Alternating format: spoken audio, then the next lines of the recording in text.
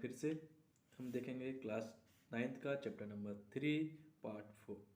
ठीक है, तो आज हम पढ़ने वाले हैं डाल्टन का परमाणु सिद्धांत। ठीक है, तो जब हमने चैप्टर चालू किया था तो डाल्टन से पहले ही बहुत सारे साइंटिस्ट आ चुके थे, जैसे मेर्सी कनाड आ चुके थे, डेमेक्रिट्स आ चुके थे, जिन्होंने परमाणु के बारे में जानकारी देना चालू कर दी। लेकिन डाल्टन ने कुछ सटीक जानकारी दी। नो डाउट कर आगे जाकर डाल्टन की ये जो थ्योरी है वो फेल हो गई थी, मतलब ये जो सिद्धांत दिया था डाल्टन ने वो भी क्या हो गया था, फेल हो गया था।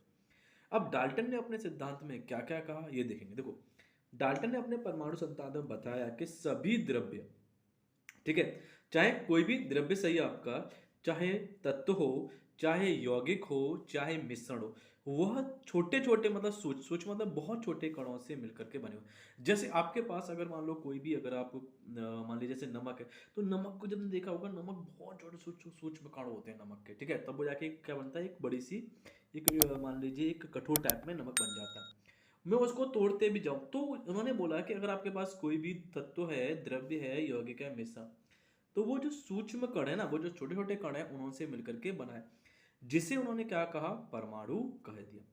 फाइनली उन्होंने की थ्योरी आ गई कि कोई भी अगर आपका द्रव्य है, चाहे परमाणु है, वो असंख्य छोटे छोटे कणों से मिलकर के बने हुए हैं। ठीक है, अब डाल्टन ने अपने परमाणु सिद्धांत के लिए कुछ मुद्दे निकाले।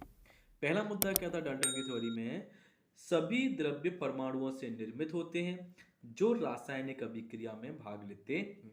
तो मतलब बोला कि अगर मान लो कोई भी द्रव्य है वो किससे बना है, परमाणुओं से।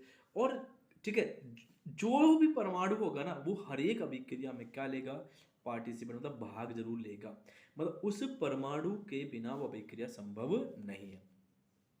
दूसरा बोला परमाणु अविभाज्य कण है, ठीक है, या परमाणु अविभाज्य सूक्ष्म कण होते हैं, रासायनिक अभिक्रिया में न तो वो सर्जित होते हैं ना ही नष्ट।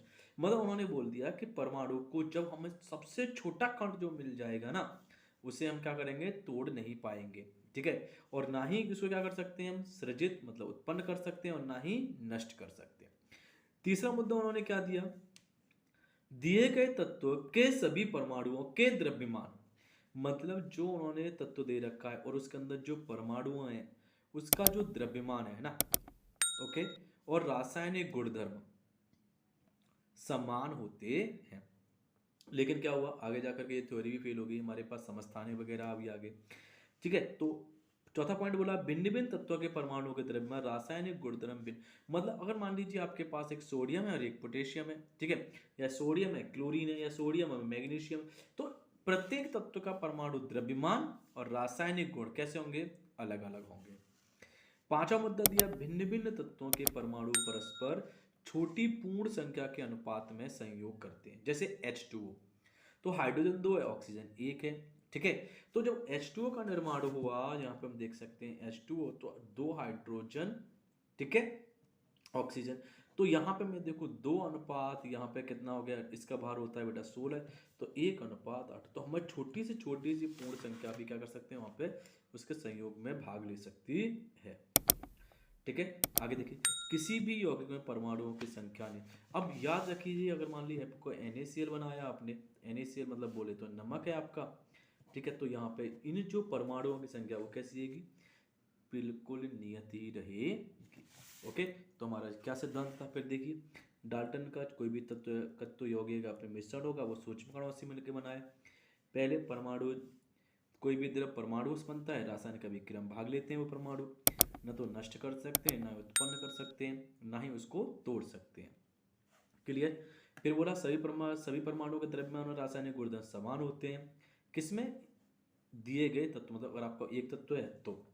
फिर अगला, भिन्न भिन्न तत्वों के परमाणु, ठीक है, और द्रव्यमान और रासायनिक अभिक्रिया के उनके गुणधर्म कैसे होंगे, अलग अलग होंगे। लास्ट वाला, छोटी पूर्ण संख्या, जैसे मैंने आपको बताई थी H2O का क्या सोच सकते हैं हम, 1:8 में। अब यहाँ से प्रत्येक परमाणु में क्या, अगर यौगिक बना रहा है तो उसमें परमाणु की संख्या क्या होगी, एक नियत ही रहेगी।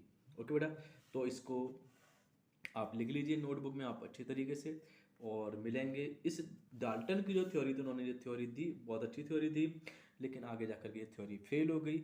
मिलते हैं नेक्स्ट वीडियो में नए टॉपिक के साथ, डाल्टन की कमियां। ओके, तो वीडियो को लाइक करते रहिए, शेयर करते रहिए, साथ ही हमारे चैनल को सब्सक्राइब करते रहिए।